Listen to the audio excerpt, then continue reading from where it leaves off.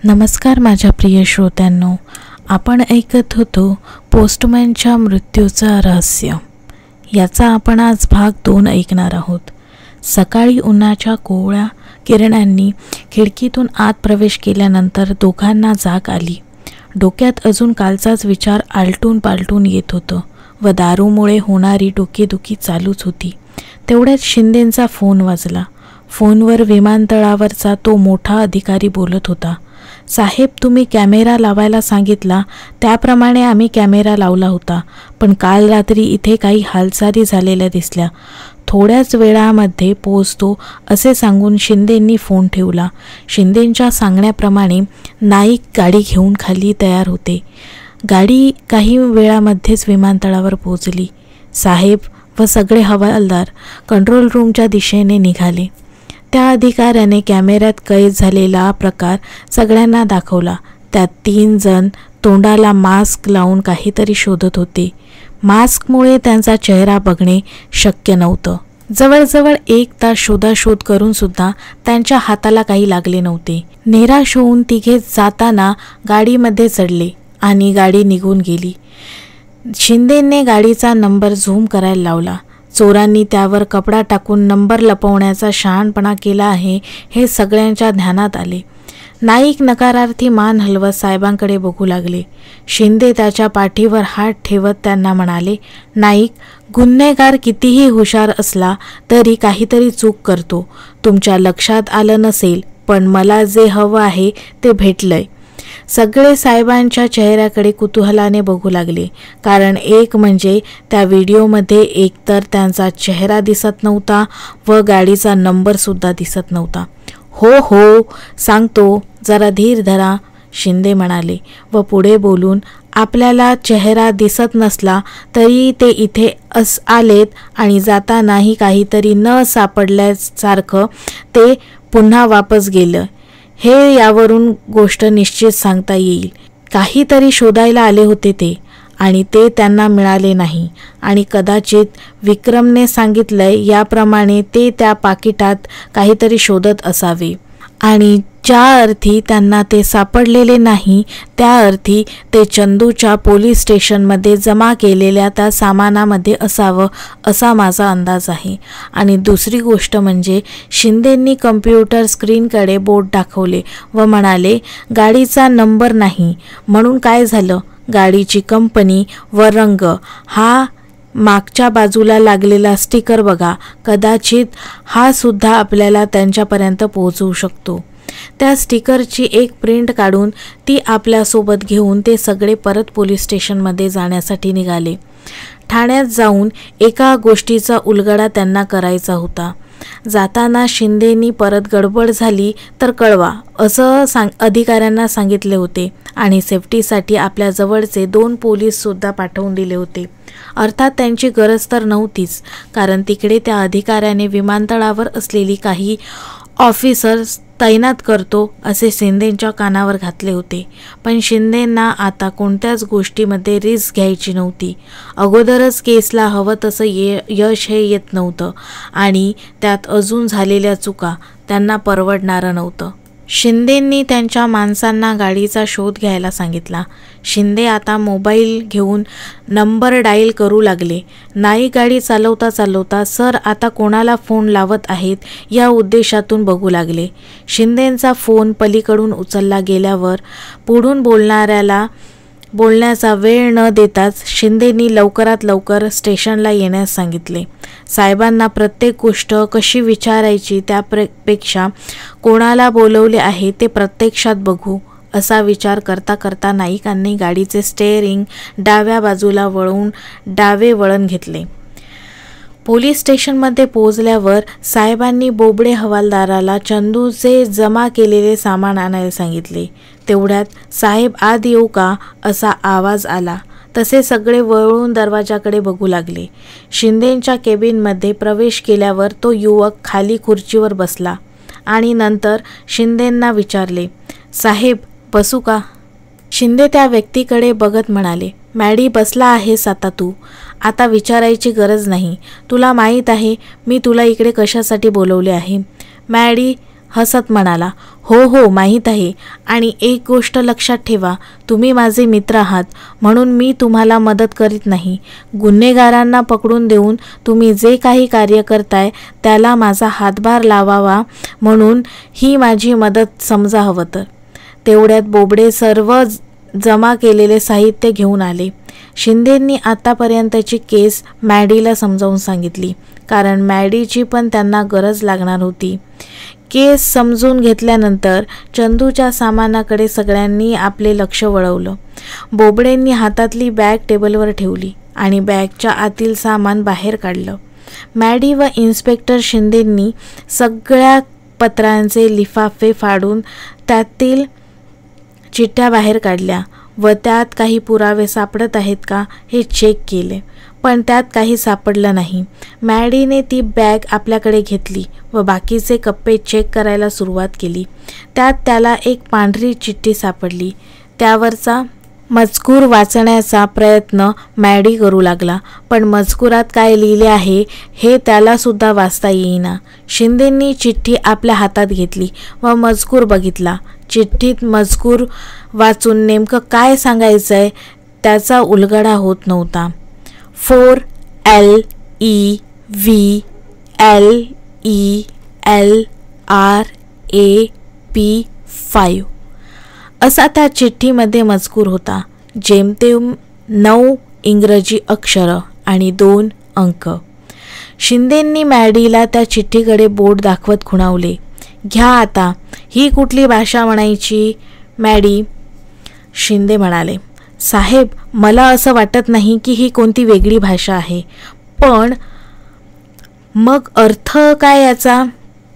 साहेब माझ्या माहितीप्रमाणे तरी ही मला कोणती भाषा वाटत नाही. मी इंग्रजी, मराठी या व्यतिरिक्त बऱ्याच भाषा जाणतो, पण मला खात्री आहे की ही वेगळी कोणती भाषाच नसावी. मग पुढे काय? साहेब कदाचित मला असं वाटतंय हा एखादा कोड वगैरे आहे, एखाद्या स्थळाचं नाव वगैरे, किंवा काहीही असू शकतं. अगदी काहीही. मला तुम्ही थोडा वेळ द्या, मी तुम्हाला हे नेमकं काय आहे ते सांगतो.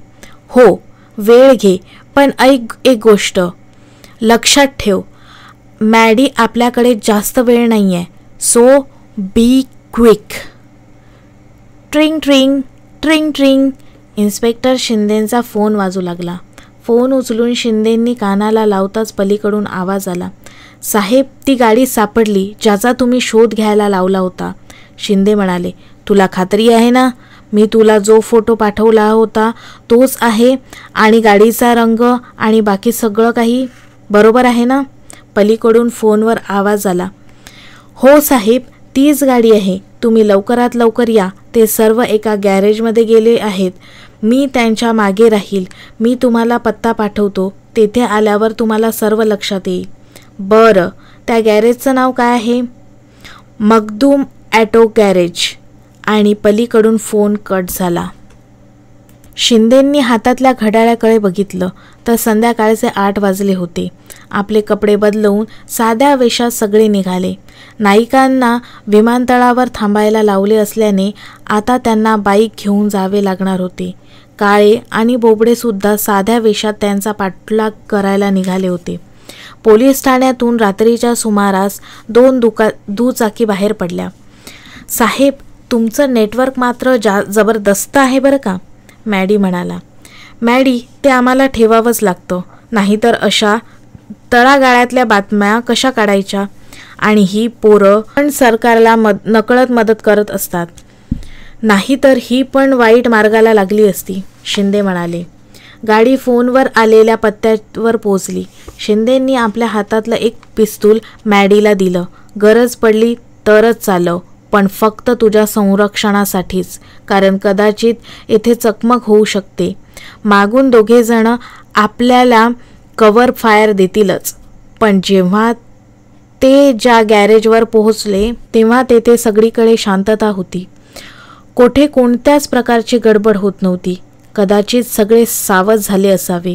असं समजून सगळ्यांनी भिंतीच्या आडोशाला जागा पकडली. शिंदेंनी मगाशी आलेल्या फोनवर फोन लावला, पण त्यांच्या खबरीकडून फोन उचलला गेला नाही. कदाचित त्याला पकडले की काय असा प्रश्न त्यांच्या डोक्यात आला. या बंटीला किती वेळा सांगितलं तरी ऐकायचा नाही हा. पुढे गेला असेल धाडस करायला आणि आपण नकळत त्यांचं नाव घेतलं हे त्यांच्या लक्षात आलं. बाकी कोणाचे शिंदेंनी घेतलेल्या नावाकडे लक्षच नव्हते. शिंदेंनी मॅडीकडे बघितले तेव्हा तो फक्त गालातल्या गालात हसत होता. फोन लागतच नाही हे पाहता सगळे सावध झाले व गॅरेजच्या शटर जवळ आले. शटर बाहेरून बंद आहे याची सर्वांना जाणीव झाली होती. मागच्या बाजूने गॅरेजमध्ये जाण्यासाठी एक दरवाजा असल्याचे शोधाशोध केल्यानंतर सर्वांच्या लक्षात आले. गॅरेजचा मागचा दरवाजा जास्त मजबूत नव्हता. हवालदारांनी धक्का मारून दरवाजा तोडला. आत आल्यानंतर सगळीकडे काळोख पसरला असल्यामुळे काहीच दिसत नव्हते. काळेंना समोर एक विजेचा स्विच दिसताच त्यांनी सर्व बटणे दाबून बल्ब लागतो का हे बघायला सुरुवात केली. कदाचित योग्य ते बटन दाबले गेले तर रूममध्ये वस्तू दृष्टीस पडू लागल्या. गॅरेजमध्ये वस्तू इतरत्र पडलेल्या होत्या. मोठमोठाली टायरे, ट्यूबा व खालच्या फरशीवर ठिकठिकाणी ऑइल पडून सर्वत्र घाण झाली होती. वाट काढत काढत कोणी आत नाही ना याचा कानोसा घेत सगळे मोकळ्या जागेत आले. मधोमध 9x8ची मोकळी जागा होती. मधोमध एकावर एक मोठाले 3 टायर ठेवून त्यावर एक प्लायवूड टाकून टेबल तयार केलेला होता. टेबलावर बिर्याणीचे पार्सल खाऊन इकडे तिकडे घाण पसरवलेली होती आणि त्याचा दुर्गंध सगळीकडे पसरला होता.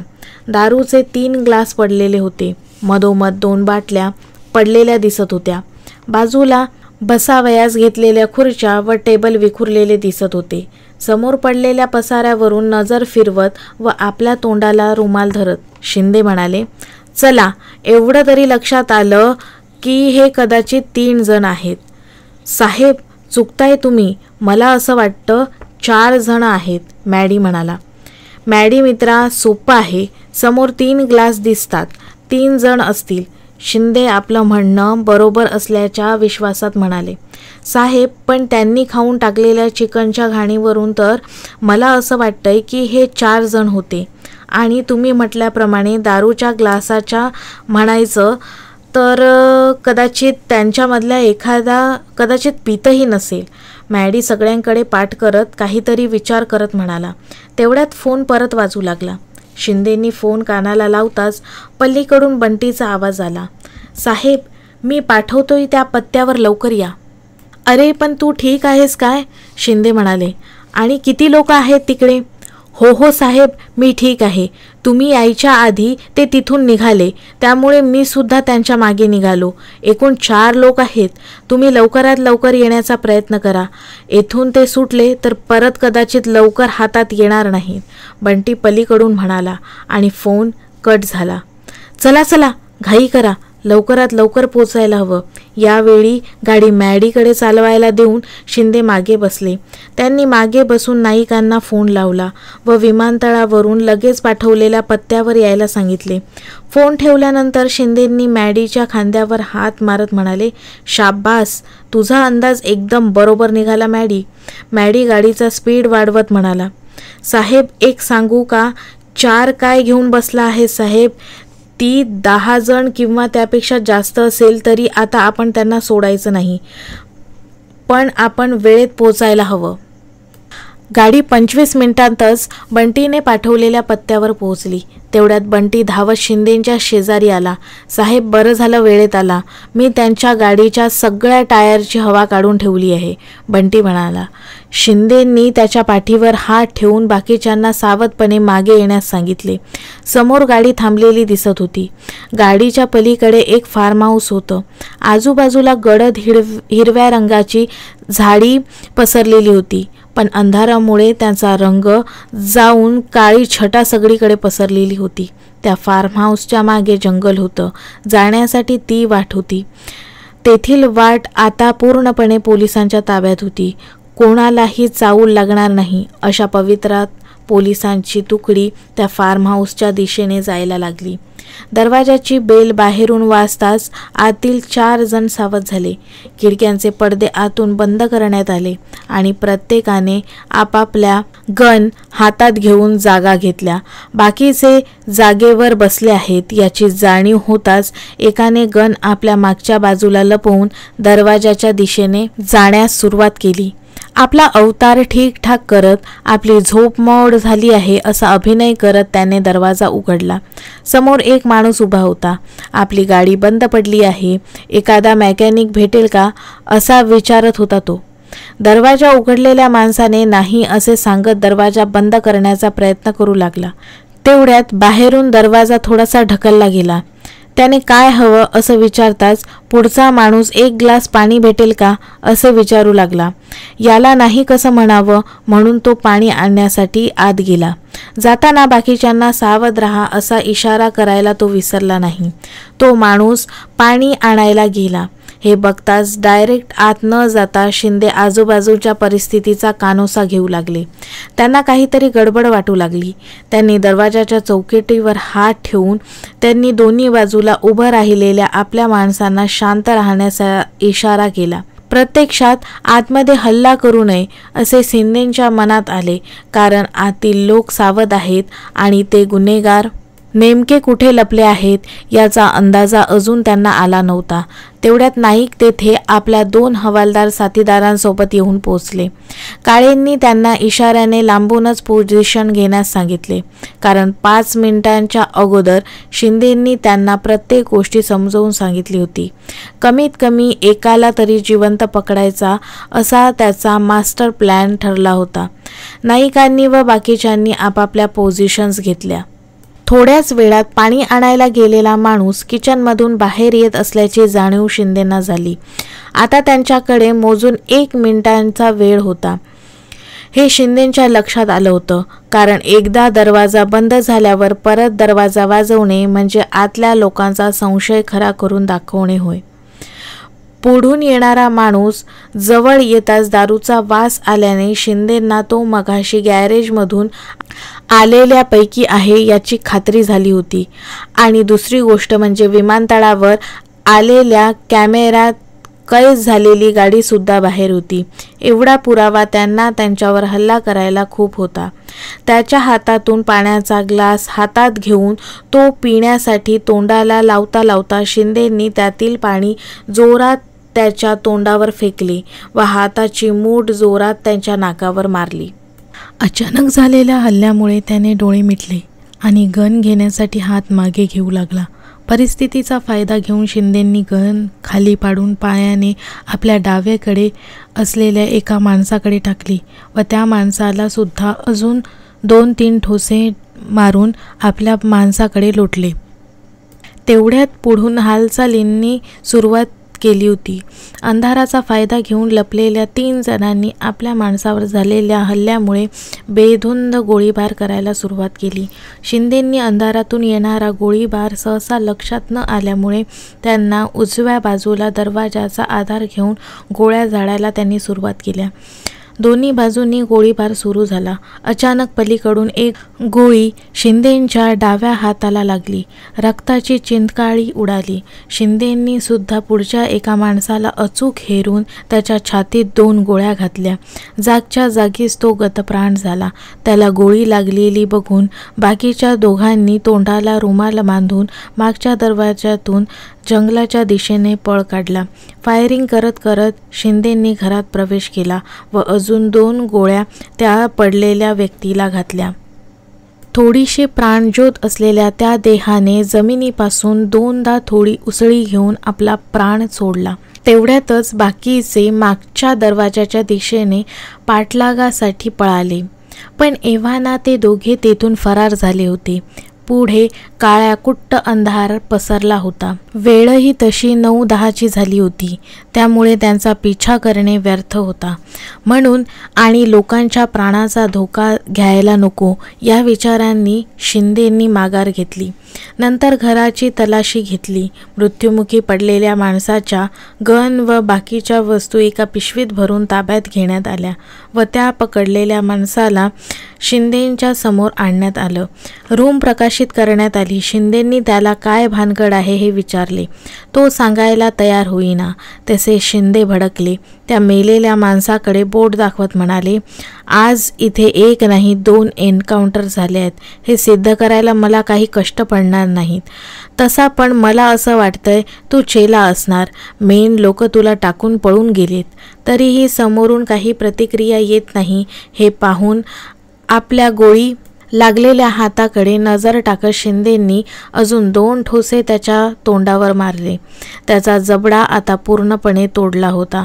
आता बंदूक काढून आपल्याला ज्या ठिकाणी गोळी लागलेली आहे त्याच ठिकाणी बरोबर बंदूक ठेवून शेवटचा प्रश्न त्यांनी केला, बोलणार आहेस का? पुढून परत नकारार्थी मान हल्ली गेली, कारण तोंडातून शब्द काढायला शिंदेंनी त्याचा जबडा जागेवरून सरकवून टाकला होता. शिंदेंनी क्षणाचाही विलंब न करता त्यांच्या डाव्या हातावर थोड्या लांब जाऊन बंदुकीची गोळी झाडली. तोंड दाबून एखाद्याला मार बसावा असा त्यांचा आवाज ऐकून आजूबाजूचे सारे शांत व घाबरले होते. तेवढ्यात शिंदेंनी त्याच्या पायावर पिस्तूल ठेवली. तेवढ्यात मॅडी मध्ये येऊन म्हणाला, साहेब प्लीज, अजून आपल्याला हवी तशी माहिती भेटलेली नाही आहे आणि एकाला तरी जिवंत पकडायचा होता आपल्याला. रागाच्या भरात कृपया गोळी चालवू नका. शिंदेंनी पिस्तूल खाली करत सारे जमा केलेले सामान व 2 आरोपींना घेऊन जायला सांगितले.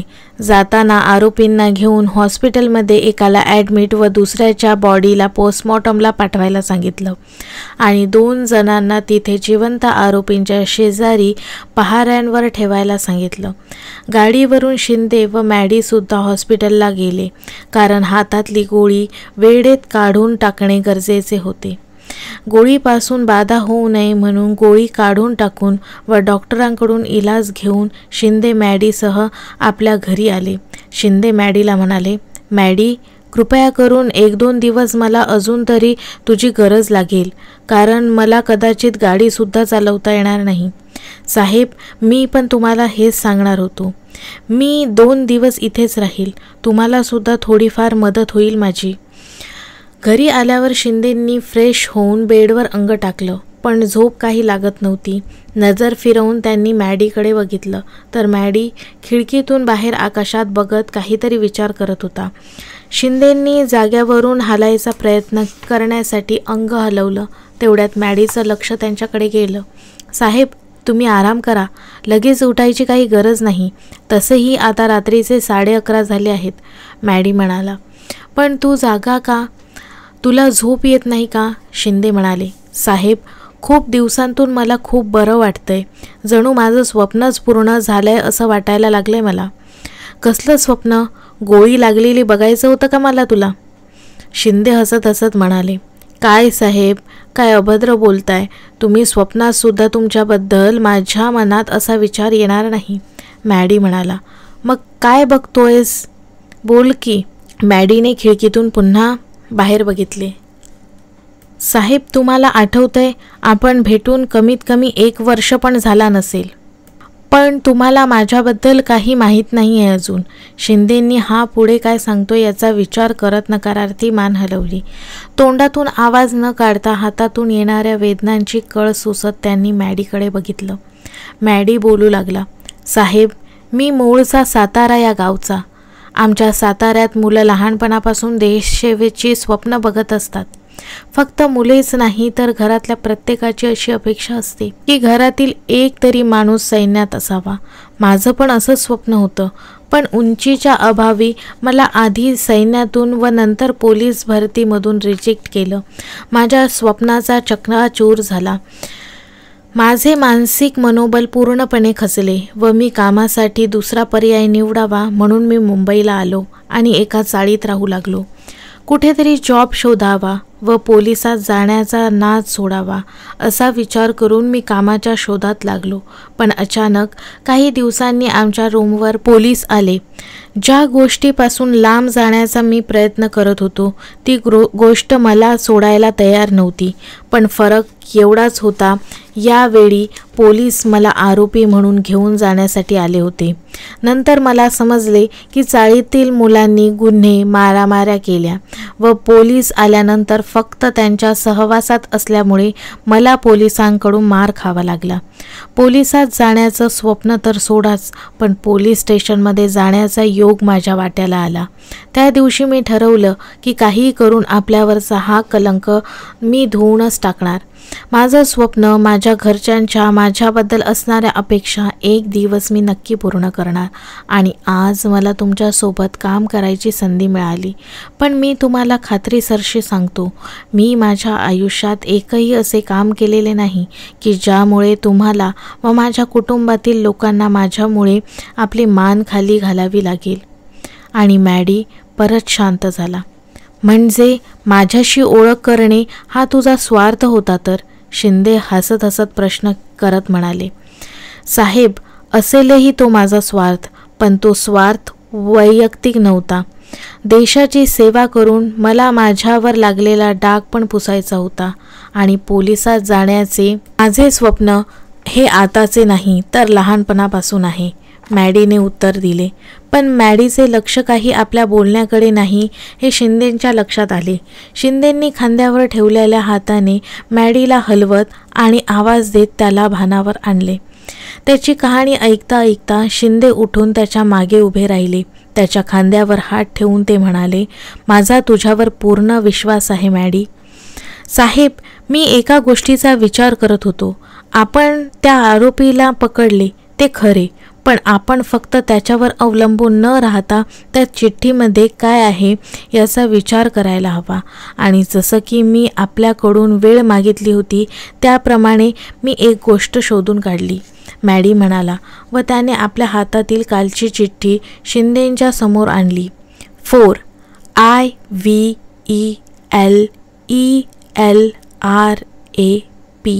5. साहेब, मला असं वाटतंय ही दुसरी कुठली भाषा नसून इंग्रजीच आहे. आणि अंकांचं बघायला गेलं तर ते फक्त क्रम दर्शवण्यासाठी असावेत, मॅडी म्हणाला. म्हणजे नेमकं काय म्हणायचं आहे तुला? शिंदे चिठ्ठी हातात घेऊन विचार करत बोलू लागले. साहेब, मला असं म्हणायचं आहे की एकूण इंग्रजी अक्षर इथे 9 आहेत आणि अंकाची बेरीज पण 9. तर इथे दिल्याप्रमाणे आपण डावीकडून 4 व उजवीकडून 5 अशी 9 अक्षरे वेगळी केली की 2 इंग्रजी शब्द बनतात आणि ते म्हणजे IEVL व ELRAP. पण यातून तर काहीच उघड होत नाहीये. मॅडी, कदाचित त्यांचे क्रम आपल्याला बरोबर लावायला हवेत, शिंदे म्हणाले. अगदी माझ्या मनातलं बोललाय साहेब तुम्ही. मी सुद्धा यावर विचार करत होतो. दोन्ही बाजूच्या अक्षराचे क्रम बदलून मधोमध घेतले तर पहिला शब्द VILE विले असा होतो, तर दुसरा शब्द नक्कीच पार्ले असा असावा, कारण त्यात सर्व अक्षरे उपलब्ध आहेत. विले पार्ले येथे नक्कीच काहीतरी घडणार असेल. तुम्हाला काय वाटतंय? शक्यता नाकारता येत नाही, शिंदेंनी उत्तर दिले. साहेब, माझ्या मनात तर एक वेगळा संशय येतोय. गाडीतून येताना मी त्या आरोपीला हा कागद दाखवून काहीतरी लक्षात येतंय का ते विचारले. त्याला बाकीच्या कागदावरून व ह्या शेवटच्या कागदावरून कदाचित पूर्ण पत्ता समजला असेल असे वाटते, मॅडी शिंदेकडे वळून म्हणाला. याचा अर्थ असा आहे की आता चुकीच्या ठिकाणी आपण थांबलो आहेत. आपल्याला तिथेच थांबायला हवे होते. शिंदेंनी शंका व्यक्त केली. आपल्याला लवकरच तेथे गेले पाहिजे. त्याच्या साथीदारांना समजलं तर ते लगेच जाण्याचा प्रयत्न करतील आणि आपल्याला अजून त्यांचे चेहरेसुद्धा नीट माहीत नाहीत. साहेब, आपण ताबडतोब निघायला हवे. असा वेळ वाया घालवायला नको, मॅडी सरांना म्हणाला. घरातून निघताना शिंदे यांनी पेन किलरच्या गोळ्या व आपले पिस्तूल इतर गोष्टी सोबत घेतल्या.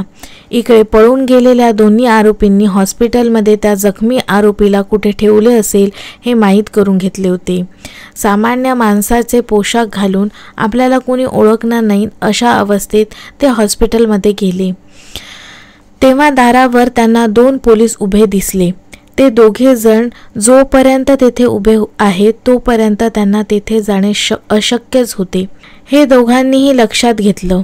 त्यामध्ये एकाला युक्ती सुचली. एकाने खाली मारामारी चालू आहे असे सांगून खालच्या मजल्यावर एका हवालदाराला न्यायचे आणि दुसऱ्याने स्टाफ मेंबरचा पोशाख घालून आत जायचं व आपले काम करायचे.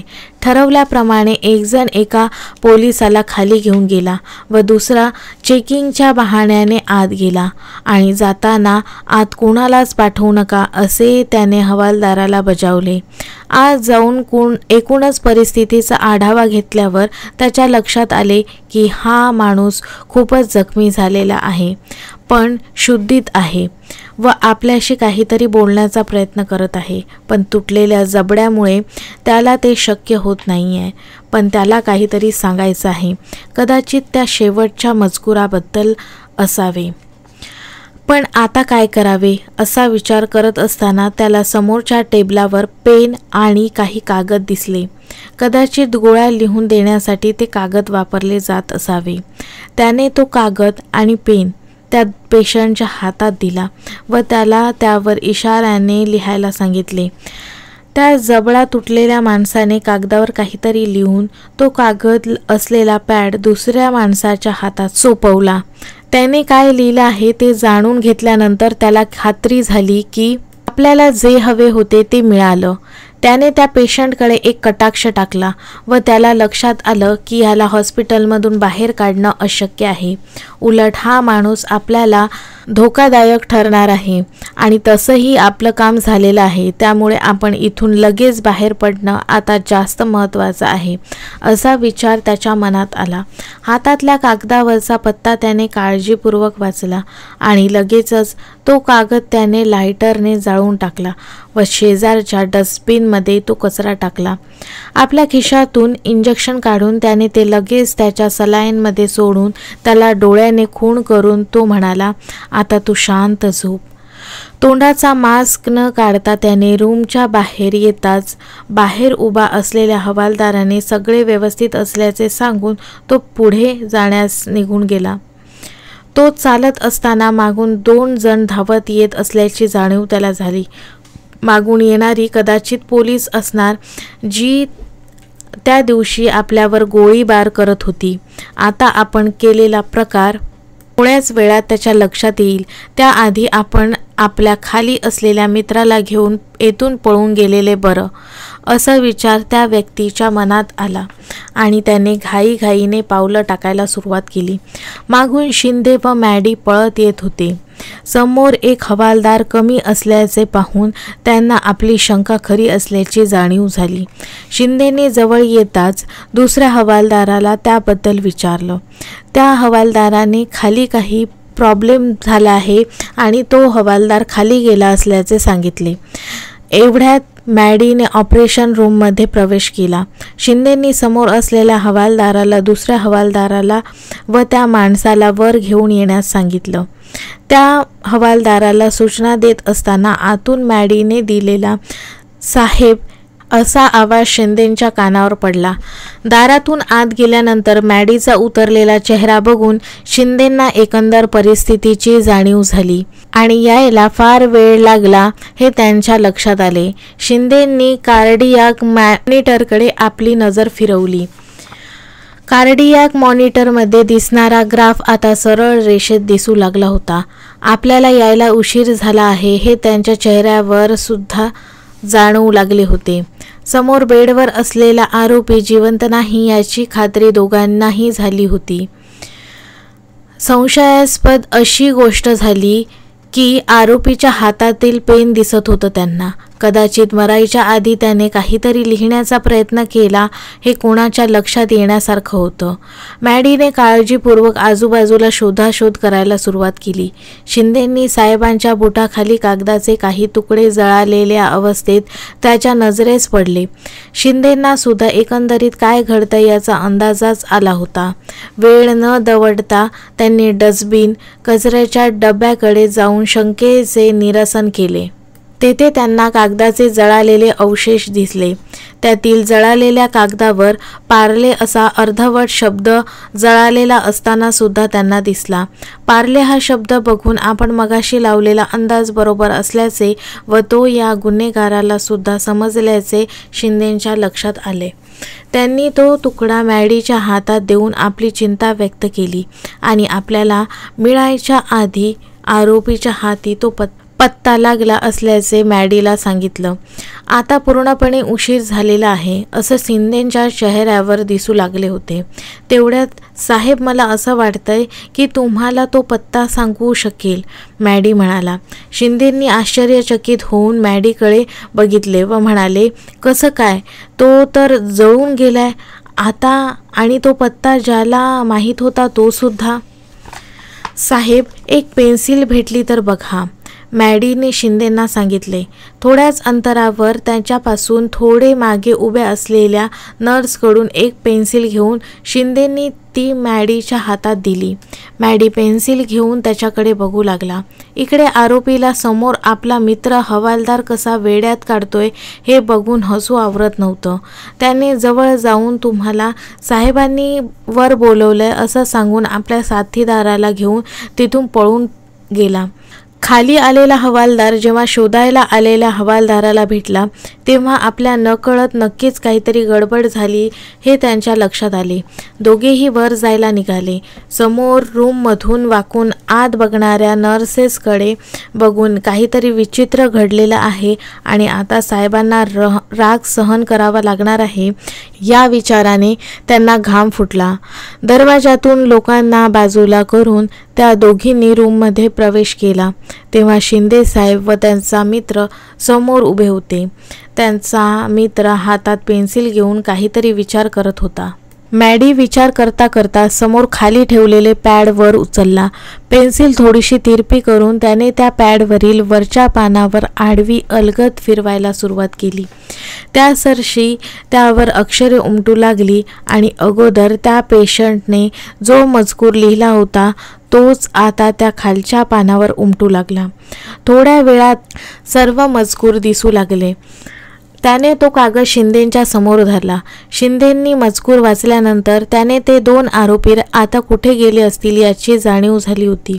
शिंदेंनी फोन लावून आपल्या लोकांना त्या ठिकाणी येण्यासाठी काही सूचना दिल्या. हॉस्पिटलमधल्या दोन हवालदारांकडे रागाने बघत शिंदेंनी आपल्या मागे येण्यासाठी सांगितले. मॅडी सुद्धा शिंदेंच्या मागोमाग हॉस्पिटलच्या रूममधून बाहेर निघाला. काही वेळात गाडी विलेपार्लेच्या त्या फार्म हाऊसच्या समोर थांबली ज्या ठिकाणचा पत्ता त्या कागदावर लिहिलेला होता. फार्म हाऊसवर आधीच पोहोचलेल्या त्या आरोपींना समोर ज्यासाठी आपण एवढा खटाटोप केला त्या वस्तू दिसत होत्या. अचानक दरवाजा धक्का मारून फोडला गेल्यामुळे त्यांनी घाबरून मागे बघितले व पोलिसांचा वेढा संपूर्ण फार्म हाऊसवर पडला होता. एका आरोपीने बंदूक काढण्यासाठी हालचाल केली. तेवढ्यात पुढून आलेल्या एका गोळीने त्याच्या मस्तकाचा भेद घेतला. आता फक्त एकच जण मागे उरला होता. त्याने कोणतीही हालचाल न करता हात वर करून शरणागती पत्करली. त्याला ताब्यात घेण्यात आलं. शिंदेंनी पुढे जाऊन बंद बॉक्स उघडले तर आता त्यामध्ये ड्रग्सची पाकिटे दिसली. खूप मोठ्या प्रमाणात साठा पोलिसांच्या हातात लागला. शिंदेंनी त्याला या मार्गाचा मास्टर माइंड कोण असल्याचे विचारले. त्याने हसत हसत नागेश भंडारीचं नाव सांगितलं. शिंदेंना ते नाव परिचयाचे होते. थोडा वेळ शिंदेंना विश्वासच बसत नव्हता. शिंदेंनी मागे वळून त्या आरोपीला त्याचे नाव विचारले. त्याने नागेश भंडारी असे स्वतःचे नाव सांगितले. मॅडी थोडा विचारात पडला की हे नाव आपण कुठेतरी ऐकले आहे. त्याने साहेबांच्या चेहऱ्याकडे बघितल्यावर मॅडीच्या लक्षात आलं की साहेबांनी ज्या आरोपीचा एन्काउंटर केला होता त्याच्या ज्या भावाचा फोन शिंदे साहेबांना आला होता याचे नावसुद्धा नागेश भंडारी असेच तर नव्हतं ना. असा विचार मॅडीच्या मनात असताना शिंदेंनी त्या माणसाच्या श्रीमुखातून लागवून दिले व म्हणाले, अच्छा, तर ही सगळी तुझी करामत आहे. तर आता वाटतं तो विषय इथेच संपला असेल. मी एवढ्या लवकर हार मानेल असं तुला वाटलंच कसं? भंडारी म्हणाला. तसं पण यापुढे तुला वेगळं काही करण्याच्या लायकीचा मी ठेवणार कुठे आहे? भावाचा एन्काउंटर विसरलाच वाटते, शिंदे म्हणाला. याला खाली बसवा, मला काही गोष्टी जाणून घ्यायच्या आहेत. शिंदेंनी सुद्धा एक खुर्ची घेऊन त्याच्यासमोर ती ठेवली व बोलायला सुरुवात केली. बरं, बोला आता. बॉम्बस्फोट करणारे तुम्ही हे चिंधी चाळे केव्हापासून करायला लागलात? शिंदे म्हणाले की पोलिसांच्या भीतीने. पोलिसांची भीती तेव्हाही नव्हती, पुढेही नसणार आहे. मी पोलीस स्टेशनला पोहोचायच्या आत तुला फोन येईल व तू स्वतः मला सोडशील, भंडारी हसत हसत म्हणाला. मॅडी व आजूबाजूचे सर्व हवालदार व पोलीस कर्मचारी पुढे काय चालू आहे याकडे लक्ष घेऊन ऐकत होते. भंडारी पुन्हा बोलायला सुरुवात करत होता. खुर्ची सरकवून त्याने आपला एक पाय दुसऱ्या पायावर ठेवला व तो बोलू लागला. हे ड्रग्ज पूर्ण मुंबईमध्ये पसरवले जाणार, त्यातून जो नफा होतो तो इतका असतो, त्यात तुम्हाला तुमच्यासारखे कित्येक पोलीस असे विकत घेता येईल, अगदी तू सुद्धा. पण याचा आणि त्या बॉम्बचा काय संबंध? शिंदे म्हणाले. आता हे पण आम्हीच सांगायचं का तुम्हाला? मॅडी एक पाऊल पुढे येऊन म्हणाला. साहेब, मी बोलू का? शिंदेंनी मान हलवून परवानगी दिली. ड्रग्सच्या पैशातून ते बॉम्बसाठी लागणारी सामुग्री वेगवेगळ्या ठिकाणाहून मागवत असतील. यामुळे कोणाला एकतर संशय येणार नाही आणि दुसरा म्हणजे मुंबईमध्ये ड्रग्सचं जाळंसुद्धा पसरवता येईल. भंडारी हसत हसत म्हणाला. तुम्ही लोकांनी आता या सगळ्या गोष्टी अवघड करून टाकल्या आहेत. सकाळी चौक्या व पहारे, विमानतळावरून काही पाठवायचे म्हटलं तर माल पकडला जातोय. पण ही चिठ्ठी, ही पत्रे, त्यांची काय भानगड? आणि त्या चंदूला मारण्याचे नेमके कारण काय? शिंदेंनी भंडारीची कॉलर पकडत विचारले. लांबून बोला, हात उचलायचं काम नाही. आणि सगळं मीच सांगायचं तर तुम्ही काय करणार यात?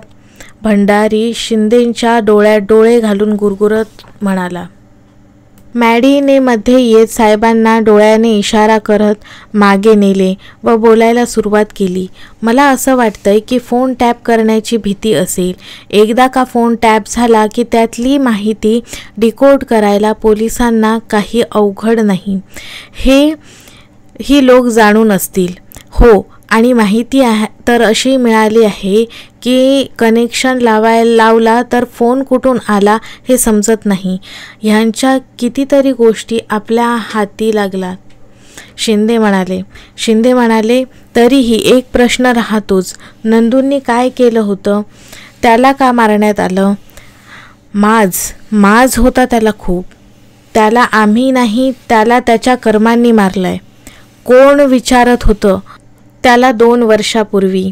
मी त्याला नोकरी दिली, पैसा दिला, एवढा पैसा भेटत होता, पण त्याला माझ्याशीच गद्दारी करायला निघाला, भंडारी म्हणाला.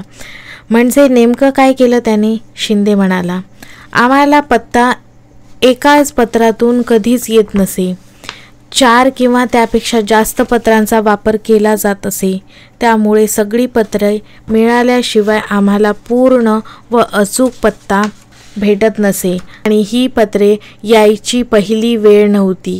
या आधीसुद्धा बऱ्याच वेळा अशा प्रकारचे पत्र आली होती, भंडारी म्हणाला. मग शिंदेंची उत्सुकता आता शिगेला पोहोचली होती.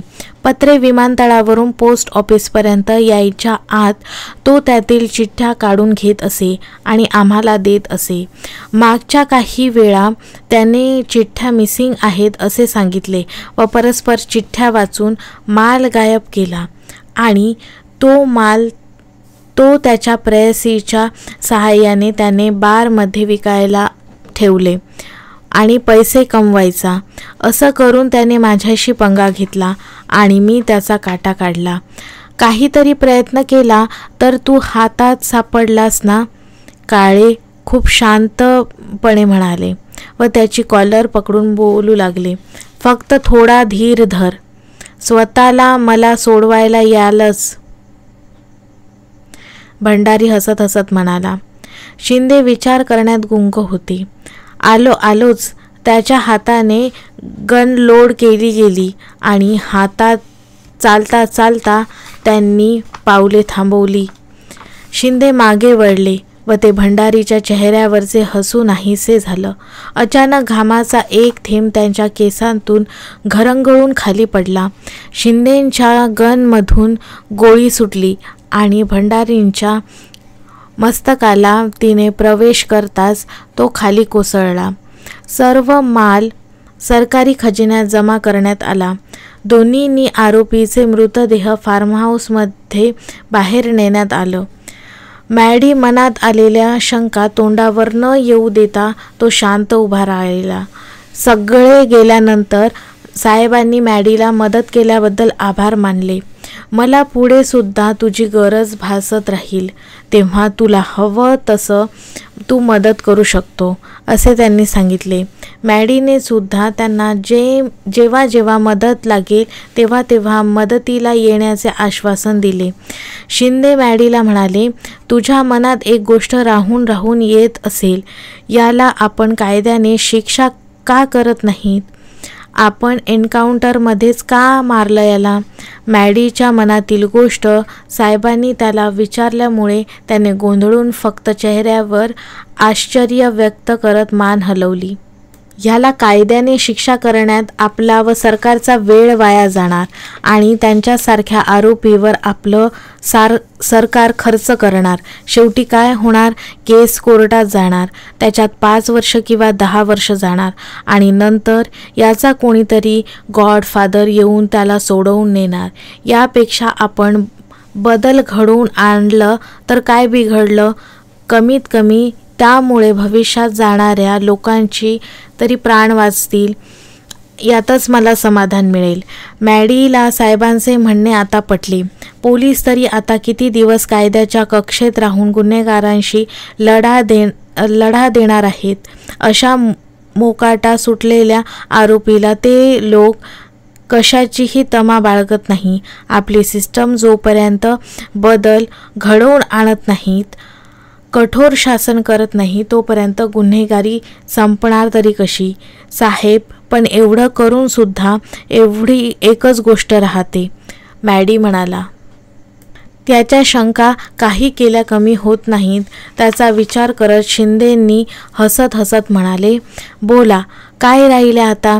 साहेब, ती चांदणी डान्स बार तीच का? तिने सुद्धा गुन्हा केलाय. असं म्हणता येईल की गुन्ह्यांमध्ये साथ दिली आहे, पण तिचा सुद्धा एन्काउंटर केला जाईल का? नाही, मला तरी तिच्यापासून कोणाला धोका आहे असे वाटत नाही. तिने परिस्थितीमुळे वाईट कामाला साथ दिली, पण त्याची तिला कायद्याच्या चौकटीत राहून शिक्षा जरूर भेटेल आणि तिला ती भोगावीच लागेल, शिंदे म्हणाला. जाता जाता शिंदे मॅडीला म्हणाले, आज आपण एक केस पूर्णपणे संपुष्टात आणली म्हणायची. रहस्यभेदच झाला म्हणायचा. या गोष्टीच्या मागे मागे धावत दुसऱ्याच गोष्टीच्या तळाशी आपण पोहोचलो आणि आधीच्याही एका केसचा उलगडा आपण केला आहे. ही ऑडिओ आपणास कशी वाटली? आवडल्यास व्हिडिओला लाईक, शेअर आणि चॅनलला सबस्क्राईब करायला विसरू नका. धन्यवाद.